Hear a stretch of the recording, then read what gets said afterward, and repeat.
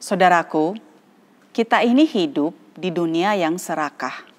Dari kecil, jarang sekali kita diajarkan untuk belajar mengenal dan mengalami yang disebut dengan rasa cukup.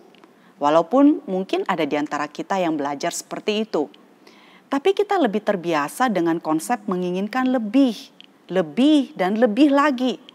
Malah kadang-kadang menghidupi rasa cukup dianggap aneh. Karena yang wajar itu adalah ketika kita selalu memiliki hasrat yang kuat di dalam diri kita untuk tidak pernah puas. Orang-orang yang cepat puas bisa-bisa menjadi tertindas hancur dan akan sulit menjadi orang yang sukses. Nah, sifat menginginkan lebih ini tidak melulu di dalam bentuk materi, saudara. Tetapi juga bisa di dalam bentuk yang lain. Misalnya kepada kekuasaan, jabatan, kenikmatan palsu, kehormatan, dan lain sebagainya. Saudara, di Singapura ada istilah yang disebut dengan 5C. Cash, car, credit card, kondominium, dan country club. Atau uang tunai, mobil, kartu kredit, kondominium atau rumah, dan keanggotaan klub.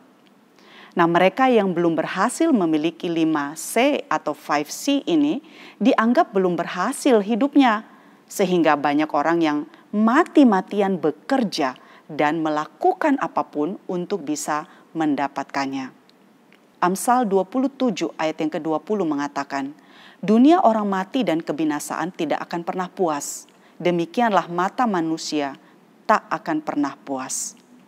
Saudara, penulis Amsal adalah seorang pengamat. Dia mengamati pola kehidupan manusia setiap hari.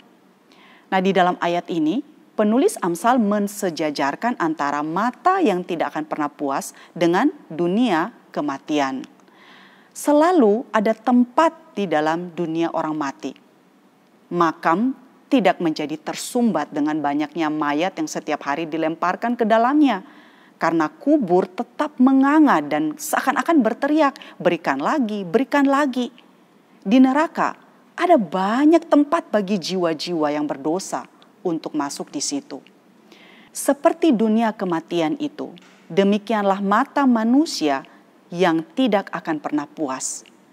Tidak akan pernah puas dengan keuntungan, dengan kesenangan, nafsu, atau keinginan-keinginan di dalam dirinya.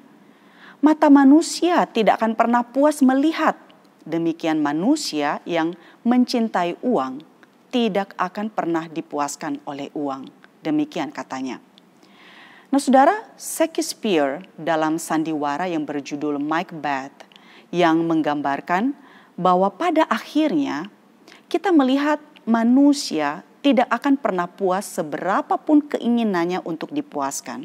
Dan pada waktunya itu akan berlalu. Nah, sandiwara itu saudara menggambarkan tentang seorang muda yang membayangkan ya hari di mana dia akan meningkat ya dari mendapatkan peran-peran kecil menuju kepada peran-peran yang utama. Nah, saat di audisi dia bersiap-siap saudara untuk meraih peluang besar menjadi pemain utama dan dia mendapatkannya saudara. Ia mencurahkan segenap jiwanya di dalam peran ini. Dia mempelajari karakter yang diperankannya, menghafalkan dialognya. Dia berlatih saudara.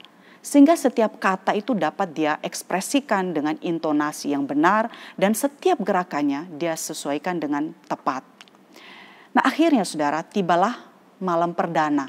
Sehingga dikatakan perut sang aktor ini terasa mules saudara saat ia duduk ya. Dengan begitu gelisah di kamar ganti selagi para asisten itu merias wajahnya.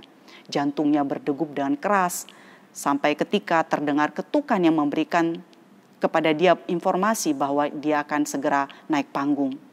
Nah, saatnya baginya saudara kali ini untuk memainkan karakternya.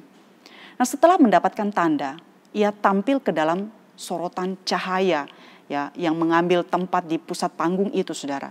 Ia merasakan panas ya dari cahaya itu memancar ya dari lampu-lampu yang ada.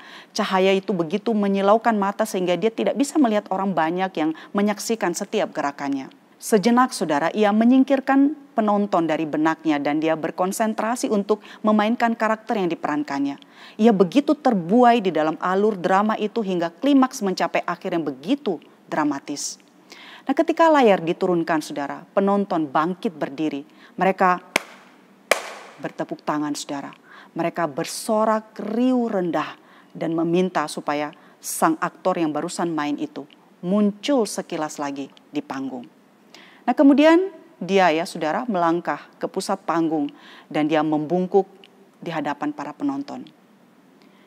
Inilah momen yang begitu menggetarkan jiwanya. Sementara saat itu, saudara, dia dibanjiri oleh gelombang tepuk tangan yang luar biasa. Dia ingin mengabadikan momen itu untuk selamanya. Namun waktu tidak mengizinkannya. Tepuk tangan pun kemudian mereda dan orang-orang meninggalkan gedung itu. Malam itu, saudara, sang aktor itu tidur nyenyak sambil mengenang kejayaannya. Dia ingin mengulang kisah itu, namun peristiwa itu sudah berlalu. Semua kejayaan akan memudar. 20 tahun kemudian, yang tertinggal hanyalah clipping surat kabar atau berita tentang peristiwa itu yang kertasnya sudah menguning, saudara. Peristiwa itu hanya sesekali disinggung di dalam pembicaraan yang tidak berarti. Seluruh karyanya, gairah dan kerja keras padam seperti api lilin. Nah, saudaraku, meskipun manusia tidak akan pernah puas, namun kehidupan ini akan memberi kita pelajaran bahwa segala sesuatu ada batasnya. Apakah selama ini saudara bergumul dengan keinginan-keinginan yang tidak terbatas dan tidak terpuaskan di dalam dirimu? Mazmur 16 ayat yang ke-11 mengatakan, Engkau memberitahukan kepadaku jalan kehidupan. Di hadapanmu ada sukacita berlimpah-limpah. Di tangan kananmu ada nikmat senantiasa. Saudara, ayat ini mengatakan kepada kita bahwa rasa cukup yang sejati hanya dapat ditemukan di dalam diri Tuhan saja. Manusia selalu mencari apa yang berada di luar dirinya untuk mengisi kekosongan hidupnya. Kita tidak akan pernah puas di dalam hidup ini jika kita terus-menerus menolak untuk mencari kepuasan kita yang terdalam dalam diri Tuhan. Bukan berarti, saudara, bahwa kita tidak boleh menginginkan lebih atau tidak boleh memiliki ambisi di dalam hidup kita.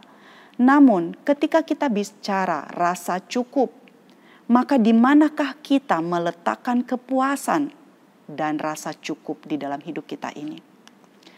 Dunia orang mati dan kebinasaan tidak akan pernah puas. Demikianlah mata manusia tak akan pernah puas. Amin.